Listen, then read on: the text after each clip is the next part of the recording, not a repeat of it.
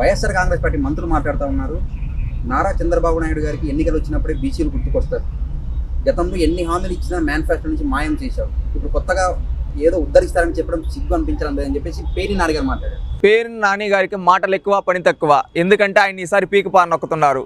ఎందుకంటే ఒక శాసనసభ్యుడిగా కూడా ఇతను పనికిరాని మంత్రిగా ఉన్నాడండి, పీకేశారండి. ఇప్పుడు శాసనసభ్యుడిగా కూడా ఆయన పీకేస్తా ఉన్నారు. ఈయన మాట్లాడే స్థాయిగా చంద్రబాబు నాయుడు గారి గురించి, బీసీల గురించి మాట్లాడే హక్కు వైఎస్ఆర్సీపీ పార్టీకి లేదు. బీసీలకు ఎవరేం చేశారో చర్చకు సర్దం. శ్వేతపత్రం రిలీజ్ చేయమనండి, వాళ్ళ ప్రభుత్వమే కదా ఉండేది.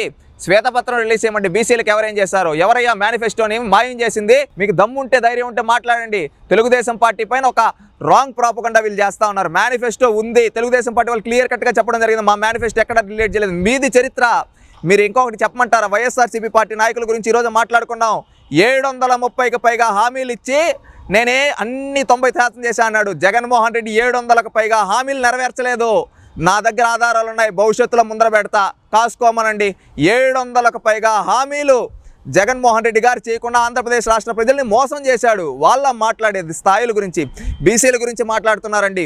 బీసీల గురించి చంద్రబాబు నాయుడు గారు, తెలుగుదేశం పార్టీ బీసీలకు ఏం చేసిందంటే, ఒకప్పుడు మీ పిల్లలు ఇంటర్మీడియట్ మరియు ఎంసెట్ చదువుతూ సబ్జెక్ట్స్లో కన్ఫ్యూజ్ అవుతున్నారా? కాన్ఫిడెన్స్ లెవెల్ తక్కువగా ఉందా? రిపీటెడ్ మిస్టేక్స్ చేస్తున్నారా? అయితే మీకోసమే ఉంది Rise app. 1 lakh question bank, performance analysis, online classes by experts, ఇంకా మరెన్నో ఫీచర్స్ తో మీ ముందుకొచ్చింది Rise the perfect guide. Description లో ఉన్న లింకును ఉపయోగించి సబ్స్క్రైబ్ అవ్వండి. పెద్ద కులాలు మాత్రమే చట్టసభల్లో ఉంటే ఆ రోజు బీసీలు కూడా రాజ్యాధికారం రావాలని 100 మందికి పైగా శాసనసభ్యుల్ని చేసింది తెలుగుదేశం పార్టీ. బీసీలకు రాజ్యసభ ఇచ్చి గౌరవించింది, లోక్సభ ప్యానెల్ స్పీకర్లుగా ఇచ్చే అవకాశం కల్పించింది తెలుగుదేశం పార్టీ. అదేవిధంగా బీసీలకు స్థానిక సంస్థల్లో రిజర్వేషన్ కల్పించింది తెలుగుదేశం పార్టీ. నామినేటెడ్ పోస్టుల్లో రిజర్వేషన్ కల్పించింది తెలుగుదేశం పార్టీ.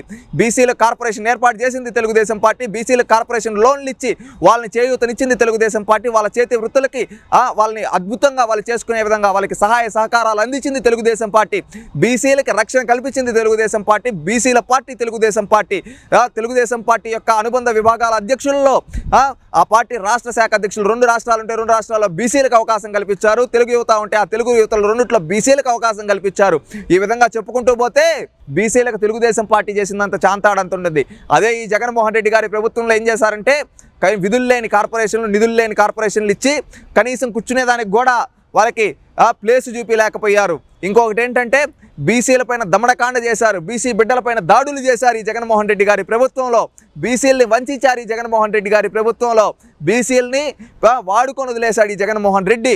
ఇంకా చెప్పుకుంటూ పోతే చాలా ఉన్నాయి ఈ జగన్మోహన్ రెడ్డి గారి పరిపాలనలో జరిగినటివి. బీసీలకు చంద్రబాబు ఇచ్చిన ఇస్త్రీ పెట్టెలు, మేకలు, గొర్రెలు, కొడవలతో బీసీలు బతుకులు మారాయంటారా? ఒకటి, చేతి వృత్తుల్ని గౌరవించడం వాళ్ళ యొక్క పద్ధతి. ఎందుకంటే వాళ్ళు చేసుకునే పనికి వాళ్ళకి గౌరవం కల్పించి, వాళ్ళకి సబ్సిడీల ద్వారా వాళ్ళ స్వయం ఉపాధి, వాళ్ళని సొంతంగా ఎదిగేదానికి చేయూతనిచ్చాడు. అంతేగాని అవి వాళ్ళ పొట్టకూడు దగ్గర నుంచి లాగేలేదు చెయ్య. ఈ జగన్మోహన్ రెడ్డి అవి కూడా ఇవ్వకుండా చేతులు లాగేశాడు వాళ్ళ దగ్గర నుంచి. ఇంకా చెప్పుకుంటూ పోతే ఇంకా చాలా ఉన్నాయండి జగన్మోహన్ రెడ్డి గారు చేసిన అరాచకాలు ఈ బీసీల పైన.